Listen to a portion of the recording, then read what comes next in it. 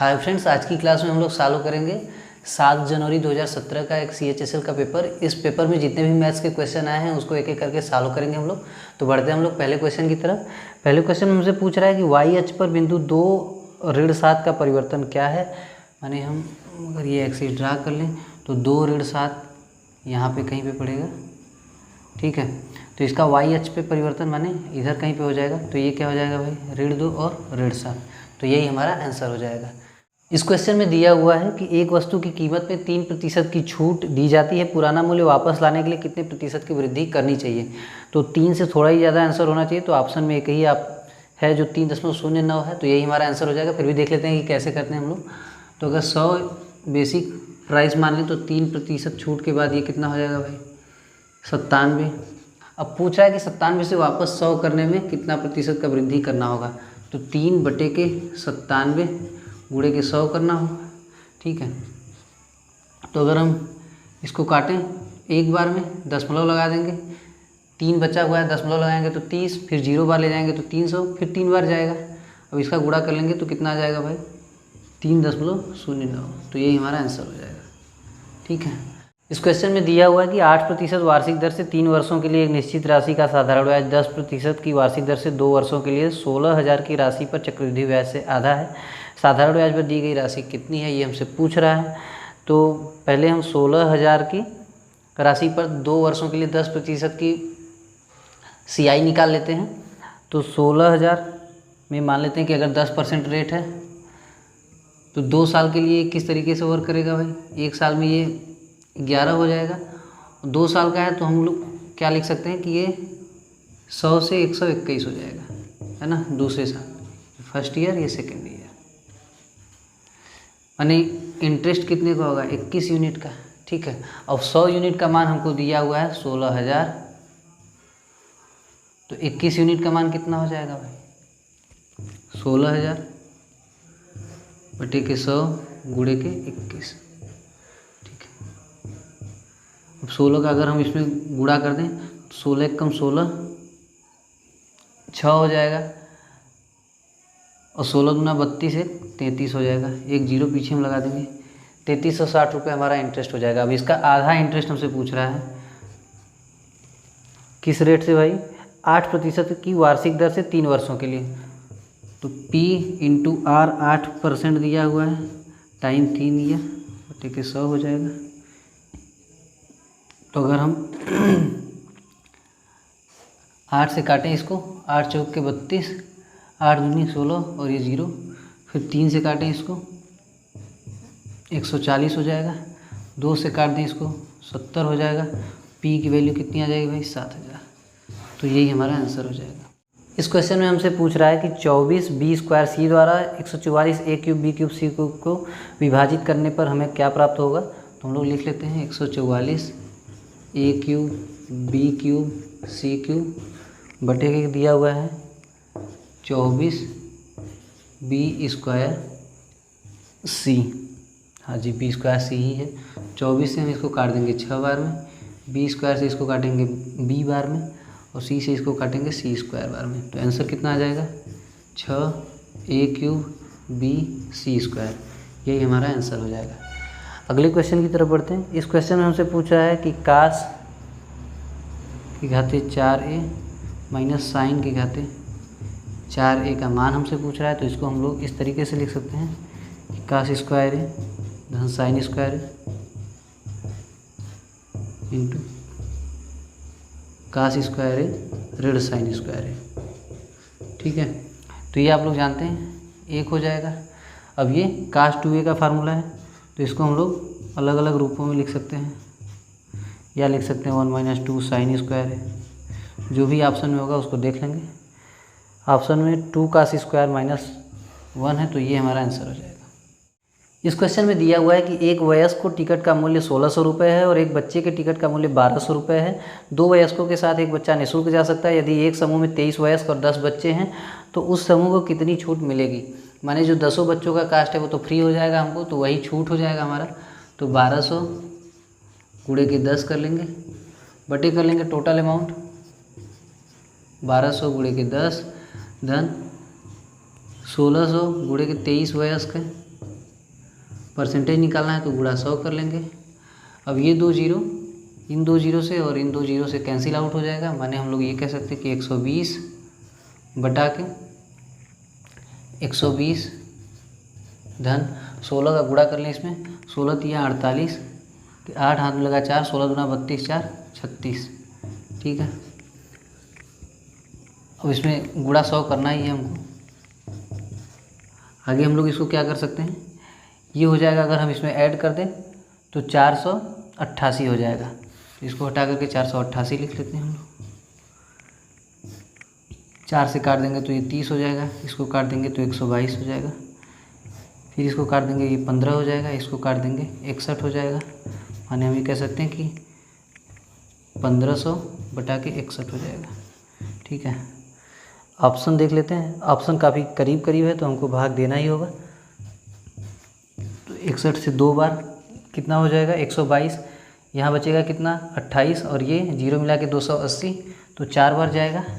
Option में हम देख रहे हैं 24 के साथ एक ही ऑप्शन है 24.59, तो ये हमारा आंसर हो जाएगा। ठीक है, इस क्वेश्चन में दिया हुआ है कि एक 10 मीटर की त्रिज्या वाले एक सिलेंडर के आकार के एक तंबू का निर्माण किया जाना है जिस पर उसी त्रिज्या के एक शंकु को मढ़ा जाना है। यदि बेलनाकार भाग की ऊंचाई 5 मीटर है और शंक्वाकार भाग की तिरछी ऊंचाई 15 मीटर है तो इस तंबू को बनाने के लिए कितने कैनवास की आवश्यकता होगी। मोड़ने के लिए और सिलाई के लिए 20% अतिरिक्त कैनवास की गणना करें। जबकि दिया हुआ है कि पाई का मान 22/7 लेना, हम लोग जानते भी हैं कि पाई का मान 22/7 ही होता है। तो कैलकुलेट करते हैं इसको। इसमें दिया हुआ है 10 मीटर की त्रिज्या वाले, तो एक बेलन बना लेते हैं पहले। तो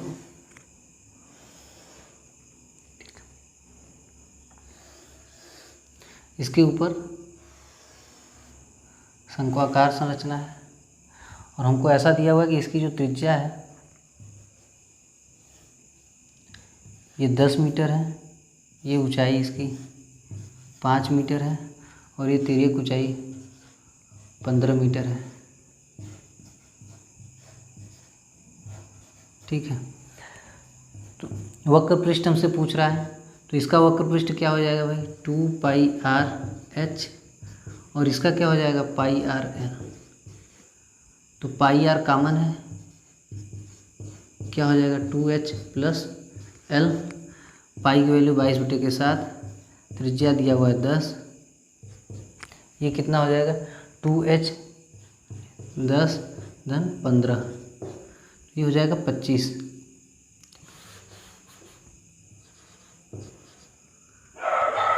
अब हम इसको आगे कैलकुलेट करते हैं। अब हम लोग इसको लिख सकते हैं 22/7 गुणे के 250। अब हमसे ये बताया गया है कि इसका 20% अतिरिक्त लेना है, वो सिलाई के लिए और कटाई के लिए। तो हम लोग 20% अतिरिक्त माने हम लोग लिख सकते हैं 6/5, इसको काट देंगे ये 50 हो जाएगा, 50 छक्का 300 और इसका वैल्यू हम लोग जानते हैं 3.14 समथिंग होता है 28 और ये होता है 300। तो जब भी होगा 900 से ज़्यादा होगा और ऑप्शन में एक ही आंसर है जो 900 से ज़्यादा है, उसका मान है 942.85। तो ये हमारा आंसर हो जाएगा। इस क्वेश्चन में दिया हुआ है कि एक मालगाड़ी के द्वारा एक स्टेशन पार करने के 7 घंटे बाद उसका पीछा करते हुए एक रेलगाड़ी ने 54 किलोमीटर प्रति घंटा की गति से यात्रा करते हुए स्टेशन को पार किया। यदि स्टेशन के पार करने के 11 घंटे बाद रेलगाड़ी मालगाड़ी से आगे निकल जाती है तो मालगाड़ी की गति क्या होगी। माने हम ये कह सकते हैं कि जितनी दूरी मालगाड़ी ने 18 घंटे में तय की उतनी दूरी रेलगाड़ी ने 11 घंटे में तय की। हमको रेलगाड़ी की गति दी हुई है कि 54 किलोमीटर प्रति घंटा है, तो मालगाड़ी की गति हमसे पूछ रहा है। तो हम लोग कुछ ऐसा लिख सकते हैं कि 54 गुणे के 11 बराबर मालगाड़ी की गति x मान लें और इसका जो कंज्यूम किया गया टाइम है वो 18 घंटा है, बराबर कर लेंगे। 18 से काट दें इसको 3 बार में, तो x का मान कितना आ गया भाई 33 किलोमीटर प्रति घंटा। तो यही हमारा आंसर हो जाएगा। ठीक है, अगले क्वेश्चन को देखते हैं। अगले क्वेश्चन में हमसे दिया गया है कि 112 b³ x² और z³ बटे के 7 a³ b² z। 7 से काट दें इसको 16 बार में कट जाएगा। a³ इसको a बार में काटेगा, b² इसको b बार में काटेगा, z इसको z² बार में काटेगा। तो इसको लिख लेंगे 16b एक्स स्क्वायर ए जेड स्क्वायर। तो यही हमारा आंसर हो जाएगा। इस क्वेश्चन में पूछ रहा है कि उस रेखा का समीकरण क्या होगा जिसका ढलान 3/4 है और जो y अक्ष को 5 पर काटता है। तो हम लोग जानते हैं कि y बराबर mx प्लस सी होता है। m का मान 3/4 दिया हुआ है, x प्लस सी का मान कितना दिया हुआ है, 5 दिया हुआ है। तो इसको हम लोग लिख सकते हैं 4y बराबर 3x धन 20, या लिख सकते हैं हम लोग 3x ऋण 4y बराबर -20। तो यही हमारा आंसर हो जाएगा। अगले क्वेश्चन में हमसे पूछ रहा है कि दो संख्याएं ज्ञात करें जिनका योग 29 है और गुणनफल 100 है। तो ये क्लियरली पता है कि योग 29 और गुणनफल 100 होने के लिए 25 और 4 आंसर है। फिर भी देख लेते हैं हम लोग कि कैसे। अगर हम लोग मान लें कि एक संख्या x है तो दूसरा क्या होगा भाई, 29 ऋण x, ठीक है। दोनों का गुणा कर दें तो ये 100 होना चाहिए। अब इसको हम लोग लिख सकते हैं कि 29x ऋण x स्क्वायर बराबर 100, या इसको हम लोग लिख सकते हैं x स्क्वायर ऋण 29x बराबर 100। इसको हम लोग एक ही तरफ लिख लेते हैं, धन 100 बराबर 0, है ना। तो आगे हम लोग इसको लिख सकते हैं 25x ऋण 4x धन 100 बराबर 0।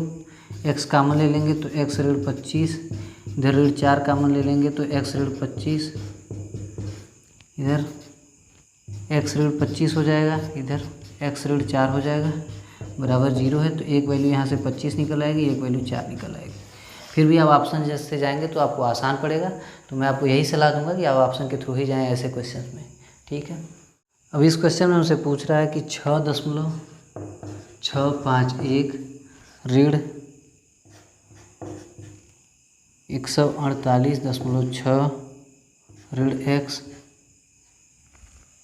ऋण 57.22 बराबर 6.0981, ठीक है।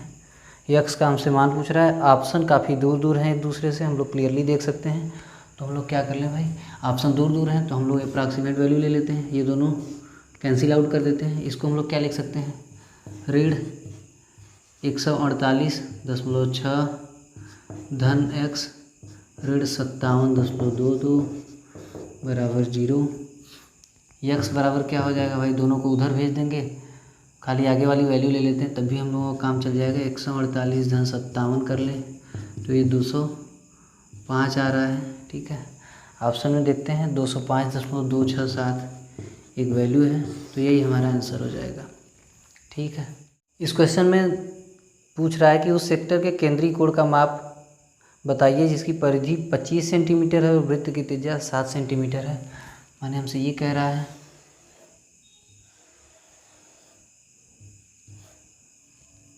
कोई एंगल है ना, ठीक है। अब ये जो परिधि है इसको AOB कह लें। तो AOB वाला जो पूरा स्ट्रक्चर है, तो ये परिधि हमको दिया हुआ है 25 यूनिट और त्रिज्या दिया हुआ है 7 यूनिट, है ना। तो हमसे ये एंगल पूछ रहा है, तो हम लोग इसको किस तरीके से कर सकते हैं भाई, पाई r थीटा अपान 180, ये वाली दूरी हो गई। अब ये दोनों ऐड करने के लिए हम लोग क्या करेंगे भाई, 2r इज इक्वल टू काहे गए भाई 25 के। तो इसको हम लोग क्या लिख सकते हैं, 22/7। r की वैल्यू कितना दिया हुआ है, 7 दिया हुआ है। थीटा हमसे पूछ रहा है, ये बटे के 180, ये 2r कितना हो जाएगा 14, 25 में से घटा देंगे 11 हो जाएगा। 11 से हम इसको काटेंगे 2 बार में कटेगा, 7 से इस 7 को कैंसिल आउट करेगा, ये 2 इसको 90 बार में काट देगा। थीटा की वैल्यू कितनी आ जाएगी 90 अंश। यही हमारा आंसर हो जाएगा। अगले क्वेश्चन में देखते हैं। इस क्वेश्चन में पूछ रहा है कि एक मजदूर एक कार्य 50 घंटे में करता है, 5 घंटे बाद वह विराम लेता है, कार्य का कितना भाग अभी भी करना बाकी है। माने हम ये कह सकते हैं कि 45 घंटे का काम अभी भी बचा हुआ है। तो 45 बटे की जो उसकी क्षमता है वो 50 की है, 50 घंटे में कार्य को कर सकता है। तो इसको हम लोग काट लें, तो 5 9 45, 5 10 में 50, या 0.9 हिस्सा अभी भी बचा हुआ है। इस क्वेश्चन में दिया हुआ है कि एक आर्मी की भर्ती प्रक्रिया में चयनित और अचयनित अभ्यर्थियों का अनुपात 6:1 का था। यदि 30 कम ने आवेदन किया होता और 10 कम चयनित होते तो चयनित और अचयनित का अनुपात 7:1 होता। कितने अभ्यर्थियों ने प्रक्रिया के लिए आवेदन किया था, ऐसा हमसे पूछा जा रहा है। तो हम ये मान लें कि जो चयनित हैं वो 6 यूनिट थे और जो पूरे एप्लीकेंट थे कितने थे भाई, वो 6 और 1 मिला करके 7 थे। ठीक है, तो इसको 6x मान लें, इसको 7x मान लें। अब हमसे कह रहा है कि अगर 30 कम ने आवेदन किया होता, तो आवेदन हमने 7x माना हुआ है, तो इसमें से 30 घटा दें। और आगे कह रहा है कि जो चयनित होते वो 10 कम होते, माने इसमें से हमको 10 कम करना है। तो ये अनुपात कितना होता भाई, चयनित और अचयनित का अनुपात 7:1 का होता। माने 7 तब चयनित वाले होते और कुल आवेदन कितना हो जाता, 7-1 8 का। तो अब यहाँ से हम x का मान निकाल लेते हैं। 8 छक 48x ऋण 80 बराबर होगा काहे के भाई 49x ऋण 210 के। अगर हम x को इधर ट्रांसफ़र कर दें 48x को और 210 को इधर, तो हम लोग क्या पाएंगे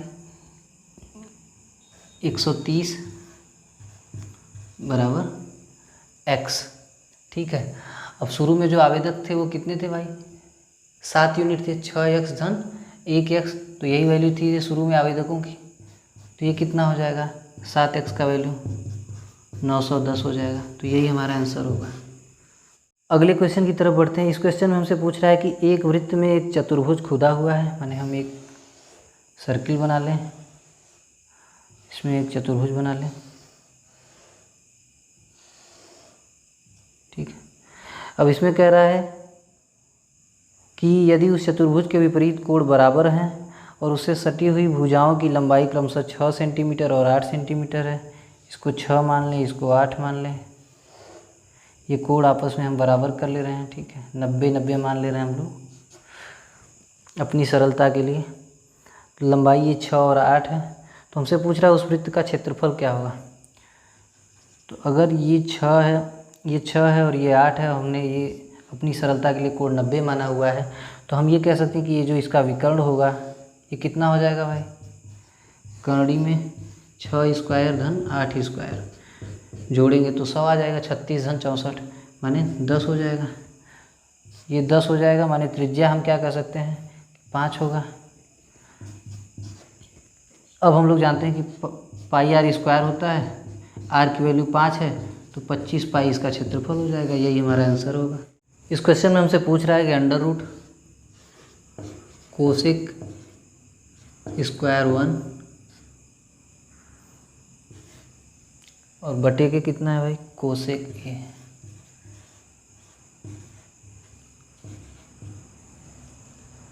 हाँ जी, तो इसका वैल्यू हम लोग जान रहे हैं कि का से होगा, फिर भी देख लीजिए कैसे। ये कितना हो जाएगा भाई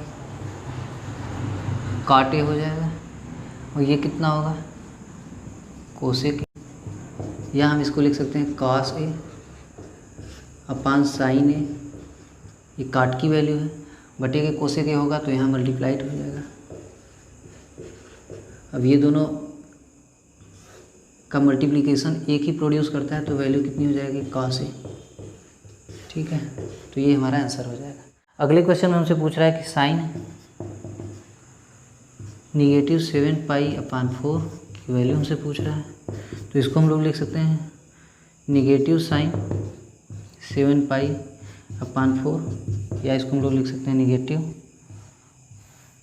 साइन 2 पाई माइनस पाई/4। ठीक है, या इसको हम लोग लिख सकते हैं माइनस साइन पाई/4। ठीक है, तो ये माइनस माइनस पॉजिटिव हो जाएगा। पाई/4 की वैल्यू माने 45 अंश की वैल्यू कितना होता है भाई 1/2 तो ये हमारा आंसर हो जाएगा। इस क्वेश्चन में हमसे पूछ रहा है कि यदि एक 2 अंकों की संख्या में इकाई के स्थान पर y है और दहाई के स्थान पर 5 है, तो वह संख्या ज्ञात कीजिए। माने हम ये कह सकते हैं कि दहाई के स्थान पर अगर 5 है तो ये संख्या 50 से ज़्यादा होगी, तो 50 धन y इकाई पे है, तो हम y कर लेते हैं, यही हमारी संख्या हो जाएगी। अगले क्वेश्चन में हमसे पूछ रहा है कि एक थोक व्यापारी एक खुदरा व्यापारी को एक घड़ी 32% लाभ के साथ बेच देता है और खुदरा व्यापारी उसे ग्राहक को 20% हानि के साथ बेच देता है। यदि ग्राहक ने 1953.6 का भुगतान किया है तो थोक व्यापारी की लागत क्या थी। तो हम ये मान लें कि थोक व्यापारी की लागत मूल्य अगर 100 यूनिट थी तो इसको 32% लाभ पर बेचने के बाद ये 132 इसकी सेलिंग प्राइस थी। खुदरा व्यापारी ने इसे 20% हानि के साथ बेचा है तो इसमें से हमको 26.4 घटाना पड़ेगा। तो ये कितना हो जाएगा भाई 105.6। अब इसका मान हमको दिया हुआ है 1953.6। तो हमसे 100 यूनिट का मान पूछ रहा है तो हम लोग इसको इस तरीके से कैलकुलेट कर सकते हैं 1953.6 बटे के 105.6 गुणे के 100। दशमलव एक एक स्थान पे तो इसको हटा दें। 12 से एक बार काट लेते हैं हम लोग, ठीक है। 12 एकम 12, ये 7 है 75 हो जाएगा। 12 छक 72, 3 यहाँ पे 3 यहाँ पे, 12 दूनी 24, फिर 9 बचेगा 96, 12 बटे 96। फिर 12 से हम इसको काटें 12 बटे 96, 9 बचेगा फिर 12 बटे 96। 11 से एक बार काट लेते हैं 11 एकम 11।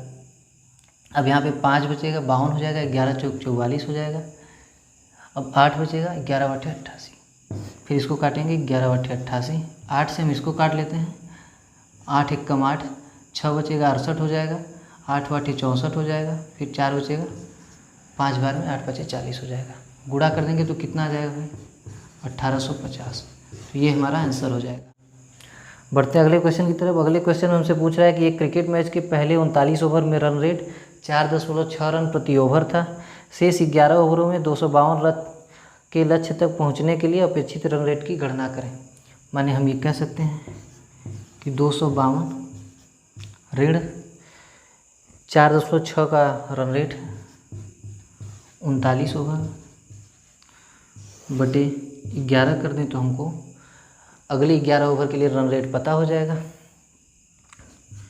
तो ये 252, इसमें 40 से अगर हम गुणा करें तो कितना हो जाएगा 40 चौके 160, 6 चौके 24, 184 में से अगर हम 4.6 घटा देंगे तो ये हो जाएगा 179.4 बटे के 11 कर दें। अब ये घटाने पे कितना आएगा भाई, ये है 20.6। 252 में से अगर हम 200 तक पहुंच जाएंगे 20.6 ऐड करके, इधर 52 बचेगा तो कितना हो जाएगा 72.6 बटे के 11, 11 छक्का 66, फिर 6 बचेगा, 11 छक्का 66, 6.6 हमारा रिक्वायर्ड रन रेट होगा अगले 11 ओवर के लिए। ठीक है, आज की क्लास फ्रेंड यहीं पे समाप्त होती है। बने रहिए हमारे साथ क्योंकि हम लोग लगातार प्रीवियस ईयर के क्वेश्चन पेपर लेके आ रहे हैं। और अगर आप लोग आरआरबी एनटीपीसी से हैं या फिर ग्रुप डी के हैं तो उसके लिए अलग से प्लेलिस्ट हम लोगों ने बना रखा है, वहाँ पे भी हम लोग पिछले साल के क्वेश्चन पेपर का सलूशन दे रहे हैं लगातार। ठीक है, bye bye, take care of yourself, thanks a lot.